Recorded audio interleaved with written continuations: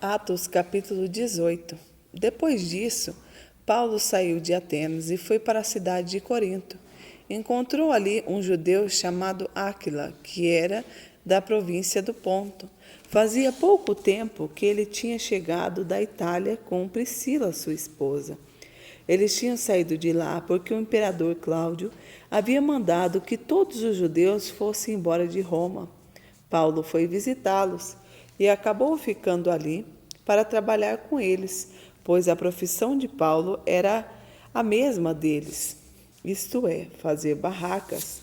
E todos os sábados ele falava na sinagoga e procurava convencer os judeus e os não-judeus. Depois que Sila e Timóteo chegaram da província da Macedônia, Paulo começou a dar todo o tempo para anunciar a mensagem. Ele afirmava aos judeus que Jesus Cristo é o Messias, mas alguns deles ficaram contra Paulo e o xingaram. Então, em sinal de protesto, ele sacudiu o pó de suas roupas e disse: Se vocês se perderem, os culpados serão vocês mesmos. A responsabilidade não será minha. De agora em diante, vou anunciar a mensagem aos não-judeus.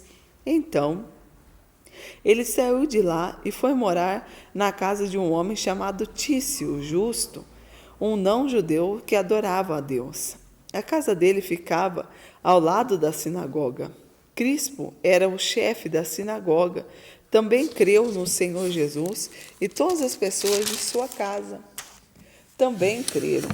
Muitas pessoas da cidade de Corinto ouviram a mensagem e creram e foram batizadas.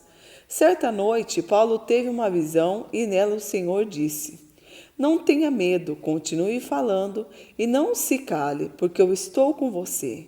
Ninguém poderá lhe fazer mal nenhum, pois muitas pessoas dessa cidade são minhas. E Paulo ficou ali 1 ano e meio ensinando a palavra de Deus àquela gente. Quando Galho se tornou o governador da província da Caia, os judeus se juntaram contra Paulo.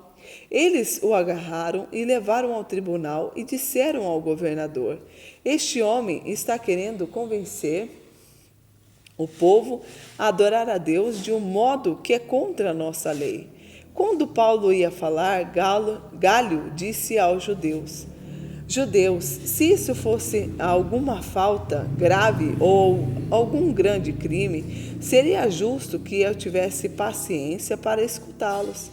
Mas como é só uma questão de palavras, de nomes e da própria lei de vocês, resolvam vocês mesmos. Eu não vou ser juiz nesse assunto. Em seguida, os expulsou do tribunal.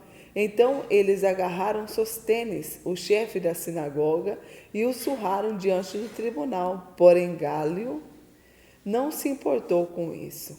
Paulo continuou muitos dias com os cristãos em Corinto. Depois se despediu deles e embarcou num navio para a província da Síria, junto com Priscila e seu marido Áquila. Antes de embarcarem em Cencreia, ele rapou a cabeça como um sinal que havia cumprido uma promessa que tinha feito a Deus. Eles chegaram à cidade de Éfeso e Priscila e Áquila ficaram ali. Paulo entrou na sinagoga e falou com os judeus. Então lhes pediram que ficasse com eles mais tempo.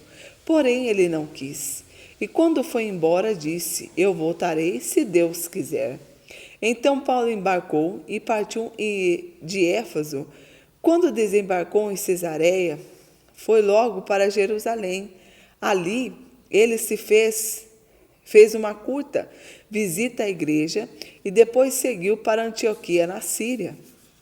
Depois de ficar algum tempo em Antioquia, ele foi embora, atravessou a província da Galileia e o distrito da Frígia, indo de um lugar para o outro e animando todos os cristãos. Um judeu chamado Apolo, nascido na cidade de Alexandria, havia chegado em Éfeso. Ele falava muito bem e tinha um conhecimento profundo das Escrituras Sagradas. Ele era também instruído no caminho do Senhor. Falava com grande entusiasmo e o seu ensinamento a respeito de Jesus era correto. Porém, conhecia somente o batismo de João. Ele começou a falar com coragem na sinagoga.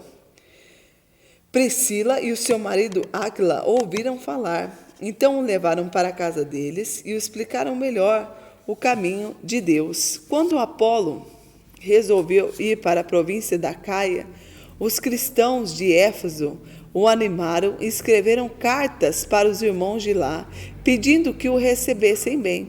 Chegando lá, ele ajudou muito aqueles que, pela graça de Deus, haviam crido, pois Apolo, com argumentos fortes, derrotava os judeus nas discussões públicas provocadas pelas Escrituras Sagradas que Jesus Cristo é o Messias. Que Deus te abençoe.